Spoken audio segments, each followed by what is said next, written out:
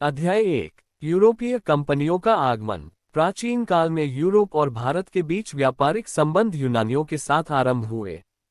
मध्यकाल में यूरोप का भारत से व्यापार कई मार्गों से होता था। एक मार्ग फारस की खाड़ी तक समुद्र के रास्ते जाता था।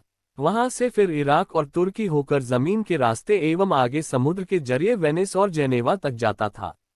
एक दूसरा मार्ग लाल सागर होकर मिस्र के सिकंदरिया तक थल मार्ग और वहां से समुद्र के जरिए वेनिस और जेनेवा पहुंचता था। एक तीसरा मगर कम प्रचलित थल मार्ग भारत के उत्तर पश्चिमी सीमा प्रांत के दर्रों से होकर मध्य एशिया, रूस तथा बाल्टिक सागर को पार करता हुआ जाता था।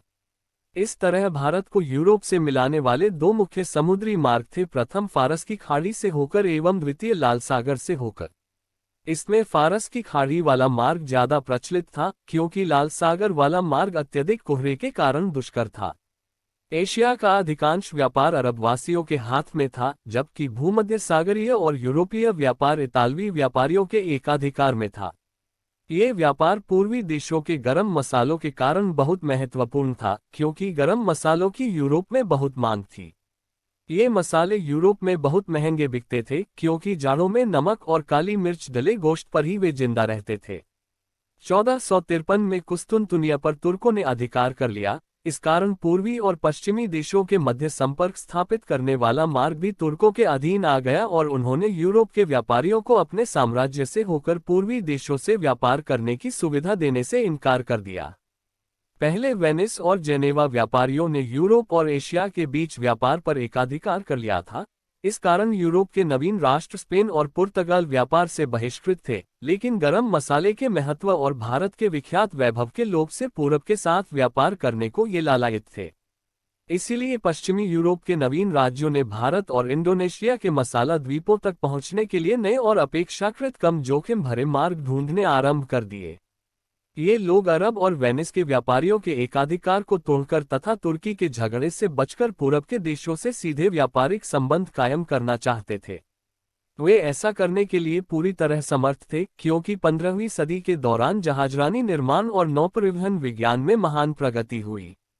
यूरोप के पुनर्जागरण ने पश्चिमी यूरोप के लोगों में उद्यम की भावना पैदा कर दी। इस समय कुतुबनुमा का आविष्कार भी हो चुका था। नए भौगोलिक आविष्कार और व्यापारिक मार्गों की खोज में पुर्तगाल अग्रणी था। पुर्तगाल के राजकुमार प्रिंस हेनरी द नेविगेटर के सतत प्रयासों से भौगोलिक खोजों का कार्य आसान हुआ। पुर्तगालियों और स्पेनवासियों ने भौगोलिक खोजों का युग आरंभ किया। पुर्तगाल के नाविक बार्थलोमो डियाज ने 1487 में उत्तमाशा अंतरीप को खोज निकाला, जिसे उसने तूफानी अंतरीप कहा। 1494 में स्पेन के निवासी कोलंबस ने भारत पहुंचने का मार्ग ढूंढते हुए अमेरिका को खोज निकाला। 1498 में पुर्तगाली वास्को डी गामा ने उत्तमाशा अंतरीप का चक्कर काटकर भारत तक पहुंचने में सफलता पाई। इन समस्त नवीन खोजों का एकमात्र उद्देश्य व्यापारिक मार्गों की जानकारी प्राप्त करना एवं आर्थिक लाभ कमाना था।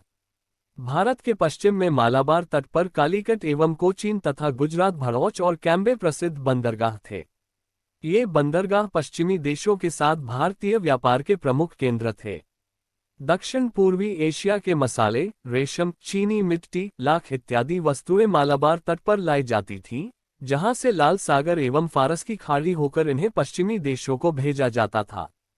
पश्चिमी देशों को भेजी जाने वाली अन्य प्रमुख भारतीय वस्तुएं थीं, जैसे सूती कपड़ा, नील, मसाले और जड़ी बूटियां। इस समय गुजरात से भारी मात्रा में सूती कपड़े का निर्यात होता था।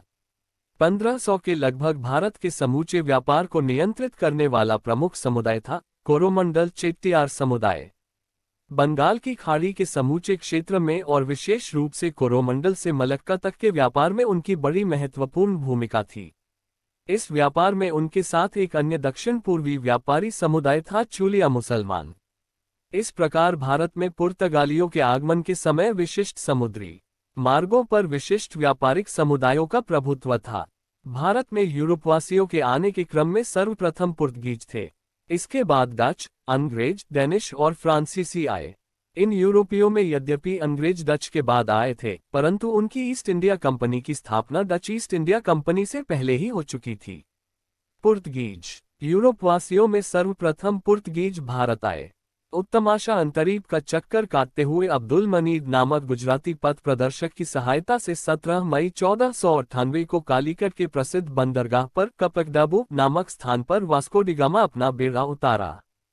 कालीकट में बसे हुए अरब व्यापारियों ने उसके प्रति वैमनस्य का रवैया अपनाया, किंतु कालीकट के हिंदू राजा ने, जिसकी पैतृक उपाधि जमोरिन थी, उसका हार्दिक स्वागत किया और उसे मसाले एवं जड़ी बूटियां इत्यादि ले जाने की आज्ञा प्रदान की। वास्को डी गामा को इस माल से यात्रा व्यय निकालने के बाद भी 60 गुना लाभ प्राप्त हुआ। इस तरह पुर्तगाल की राजधानी लिस्बन कुछ समय के लिए समस्त यूरोपीय व्यापार का केंद्र बन गई और पुर्तगाली शासक मैनुअल प्रथम द्वारा वाणिज्य के प्रधान की उपाधि धारण की गई। 1500 में पेड्रो अल्वरेज केबल के नेतृत्व में द्वितीय पुर्तगाली अभियान कालीकट पहुंचा। इसने कालीकट बंदरगाह में एक अरबी जहाज पकड़कर जमोरिन को उपहार स्वरूप भेंट किया। 1502 में वास्को डी गामा पुनः भारत आया। 1503 में पुर्तगालियों ने कोचीन में पहली फैक्ट्री बनाई। 1505 में उन्होंने कन्नूर में दूसरी फैक्ट्री बनाई। उसी वर्ष 1505 में फ्रांसिस्को डी अल्मीडा को प्रथम पुर्तगाली वायसराय बनाकर भारत भेजा गया। पुर्तगालियों के यूरोप एवं भारत के बीच एक सीधा समुद्री मार्ग खोजने के पीछे आर्थिक और धार्मिक कारण सक्रिय थे। आर्थिक कारणों में अरबों एवं अपने यूरोपीय प्रतिस्पर्धियों यानी वेनिस एवं जेनेवा के व्यापारियों को समृद्ध पूर्वी व्यापार से निकाल बाहर करना और धार्मिक कारणों में अफ्रीका एवं एशिया की जनता को ईसाई बनाकर तुर्कों एवं अरबों की बढ़ती हुई शक्ति को संतुलित करना था। फ्रांसिस्को डी अल्मीडा 1505 से 09 ईस्वी अल्मीडा को भारत का प्रथम पुर्तगाली गवर्नर बनाया गया। उसे सरकार की ओर से निर्देश था कि वह भारत में ऐसे पुर्तगाली दुर्ग बनाए जिसका लक्ष्य सुरक्षा न होकर हिंद महासागर के व्यापार पर पुर्तगाली नियंत्रण स्थापित करना हो। इस प्रकार अल्मीडा का मूल उद्देश्य शांतिपूर्वक व्यापार करना था। उसकी यह नीति ब्लू वाटर पॉलिसी अथवा शांत जल की नीति कहलाई। अल्मीडा का 1508 में संयुक्त मुस्लिम नौसैनिक बेड़े जिसमें गुजरात, मिस्र और तुर्की शामिल थे, से चौल के समीप युद्ध हुआ जिसमें ये पराजित हुआ और इसका पुत्र मारा गया। लेकिन अपनी वापसी के पूर्व 1509 में इसने संयुक्त मुस्लिम नौसैनिक बेड़े को पराजित किया। इस विजय से एशिया में ईसाई जगत की नौसैनिक श्रेष्ठता स्थापित हुई और 16वीं शताब्दी में हिंद महासागर पुर्तगाली सागर के रूप में परिवर्तित हो गया। अल्फांसो डी अल्बुकर्क 1509 से 15 ईस्वी अल्मीडा के बाद अल्बुकर्क गवर्नर बना। इसे भारत में पुर्तगीज शक्ति का वास्तविक में संस्थापक माना जाता है। इसने कोचीन को अपना मुख्यालय बनाया। 1510 अल्बुकर्क ने बीजापुर के आदिल शाही सुल्तान से गोवा जीत लिया। गोवा की विजय ने दक्षिण पश्चिम समुद्र तट पर पुर्तगाली नौसैनिक प्रभुत्व की मुहर लगा दी। इसके साथ ही भारत में क्षेत्रीय पुर्तगाली राज्य की स्थापना हुई। अल्बुकर्क ने 1511 में दक्षिण पूर्वी एशिया की महत्वपूर्ण मंडी मलक्का पर नियंत्रण स्थापित कर लिया। फारस की खाड़ी के मुख पर स्थित हरमुज पर उसका अधिकार 1515 में हो गया।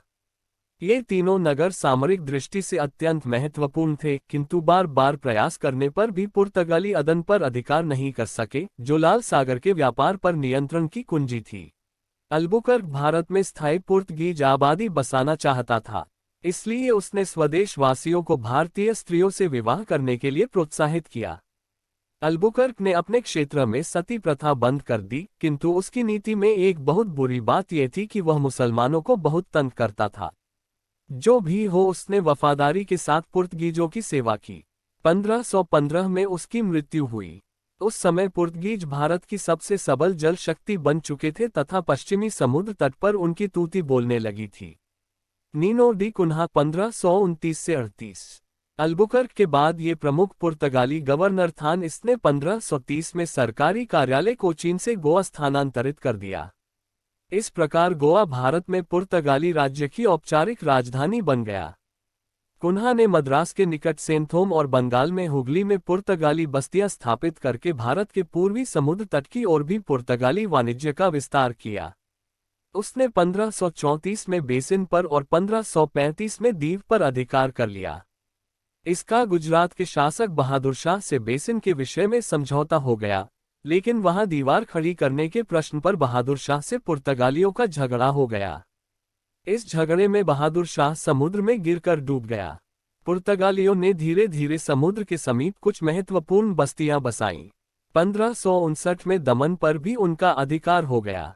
उनकी बस्तियों में दीव, दमन, साष्टी, बसई, चौल, बम्बई, सांथोमी मद्रास के निकट और हुगली बंगाल में शामिल थे। सीलोन के अधिकांश भाग पर भी उनका आधिपत्य हो गया, किंतु कालांतर में इनमें से अधिकांश भाग उनके हाथों से निकल गए।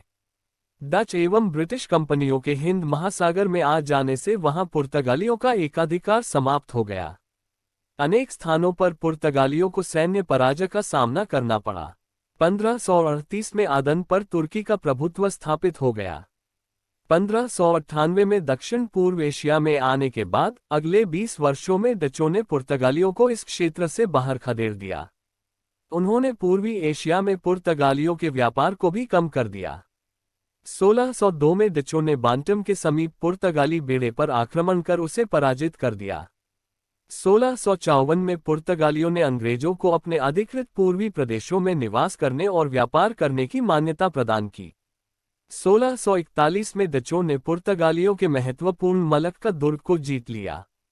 1658 में संपूर्ण श्रीलंका और 1663 में पुर्तगालियों के समीप मालाबारी दुर्ग डचों के अधीन हो गए।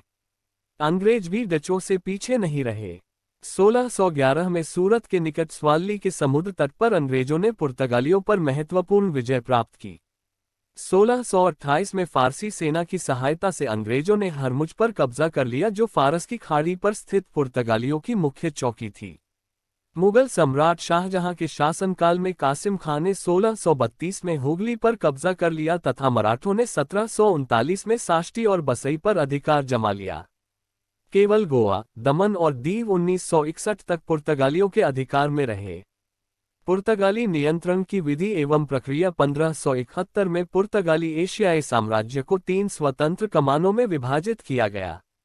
अफ्रीकी समुद्र तट पर पुर्तगाली बस्तियों पर नियंत्रण के लिए मोजाम्बिक के गवर्नर की नियुक्ति की गई। भारतीय और फारस की खाड़ी के प्रदेशों को गोवा के गवर्नर के अधीन रखा गया तथा दक्षिण पूर्व एशिया के द्वीपों पर नियंत्रण बनाए रखने के लिए मलक्का के गवर्नर की नियुक्ति की गई। पुर्तगालियों ने यूरोप को होने वाले निर्यात व्यापार को नियंत्रित करने के साथ साथ मालाबार तट पर एक बंदरगाह से दूसरे बंदरगाह तक होने वाले व्यापार और भारतीय बंदरगाहों से फारस की खाड़ी एवं मलक्का तक होने वाले विदेशी व्यापार पर एकाधिकार स्थापित कर लिया। पुर्तगाली सामुद्रिक साम्राज्य को एस्तादो द इंडिया नाम दिया गया। उन्होंने हिंद महासागर में होने वाले व्यापार को नियंत्रित करने और उस पर कर लगाने का प्रयास किया। अपनी कार्ज आर्मेडा काफिला व्यवस्था द्वारा उन्होंने एशियाई व्यापार पर गहरा प्रभाव डाला। उनका मुख्य साधन था काज या परमिट, जिसके पीछे आर्मेडा का बल होता था। पुर्तगाली अपने आप को सागर के स्वामी कहते थे और काज आमेंडा व्यवस्था को उचित ठहराते थे। कोई भी भारतीय या अरबी जहाज पुर्तगाली अधिकारियों से काज परमिट लिए बिना अरब सागर में नहीं जा सकता था। काज के लिए शुल्क देना पड़ता था। एशिया के शासक इस व्यवस्था को स्वीकार करने के लिए बाध्य थे, क्योंकि पुर्तगालियों की नौसेना अत्यंत शक्तिशाली थी। भारतीय एवं अरबी जहाजों को काली मिर्च एवं गोला बारूद ले जाने की अनुमति नहीं थी। पुर्तगालियों ने अपने आप को यह अधिकार भी दे रखा था कि वे निषिद्ध व्यापार में लगे होने के संदेह पर जहाजों का तलाशी ले सकते थे। पुर्तगालियों को व्यापार नियंत्रण का एक अन्य उपाय भी करना पड़ा, वह था काफिला व्यवस्था। इसमें स्थानीय व्यापारियों के जहाजों का एक काफिला होता था, जिसकी रक्षा के लिए पुर्तगाली बेड़ा साथ साथ चलता था। इसके 2 कार्य थे। प्रथम, इन जहाजों की समुद्री डाकुओं से रक्षा करना एवं द्वितीय, ये निश्चित करना कि इनमें से कोई जहाज पुर्तगाली व्यवस्था के बाहर जाकर व्यापार न करे।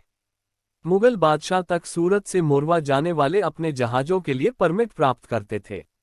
मुगल सम्राट अकबर ने पुर्तगालियों से प्रतिवर्ष एक निःशुल्क काज प्राप्त करके एक प्रकार से उनका नियंत्रण स्वीकार कर लिया। पुर्तगालियों का हिंद महासागर पर 1595 तक एकाधिकार बना रहा।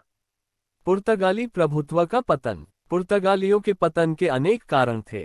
प्रथमतः, उनकी धार्मिक असहिष्णुता से भारतीय शक्तियां बिगड़ गईं और इनकी शत्रुता पर विजय प्राप्त करना पुर्तगीजों के बूते के बाहर की बात थी। दूसरे, उनका चुपके व्यापार करना अंत में उनके लिए घातक हो गया। तीसरे, ब्राजील का पता लग जाने पर पुर्तगाल की उपनिवेश संबंधी क्रियाशीलता पश्चिम की ओर उन्मुख हो गई। अंततः एवं सर्वप्रमुख कारण उनके पीछे आने वाली दूसरी यूरोपीय कंपनियों से उनकी प्रतिद्वंद्विता हुई, जिसमें वे पिछड़ गए। पुर्तगाली आधिपत्य का परिणाम हिंद महासागर में पुर्तगाली नियंत्रण के कतिपय महत्वपूर्ण धार्मिक, सामाजिक, राजनीतिक एवं आर्थिक परिणाम हुए। पुर्तगालियों ने भारत में अपने आधिपत्य की स्थापना के साथ ही धर्म परिवर्तन को बढ़ावा दिया। 1540 गोवा के सभी मंदिर नष्ट कर दिए गए। बाद में 1573 में बाडे और 1584-87 में सालसेट में भी यही हुआ। 1560 में गोवा में ईसाई धर्म न्यायालय की स्थापना की गई ताकि किसी भी प्रकार के धर्मद्रोह को दंडित किया जा सके। 1542 में पुर्तगाली गवर्नर मार्टिन डिसूजा के साथ प्रसिद्ध ज्यू संत जेवियर भारत आया। मुगल शासक अकबर के दरबार में 3 जेसुइट मिशन आए। जेसुइटों को भ्रम हो गया था कि अकबर मसीही मत स्वीकार करना चाहता है। पुर्तगीजों को भारत का जापान के साथ व्यापार प्रारंभ करने का श्रेय भी दिया जाता है। वहां से तांबा और चांदी प्राप्त होता था। पुर्तगीज मध्य अमेरिका से तंबाकू, आलू और मक्का भारत लाए। उन्होंने ही भारत में प्रिंटिंग प्रेस की शुरुआत की। अनन्नास, पपीता, बादाम, काजू, मूंगफली, शकरकंद, काली मिर्च, लीची और संतरा पुर्तगालियों की ही देन रही, जिन्हें उन्होंने विभिन्न देशों से प्राप्त किया था। पुर्तगीज आधिपत्य की स्थापना से ही व्यापार में नौसैनिक शक्ति की महत्ता प्रमाणित हुई।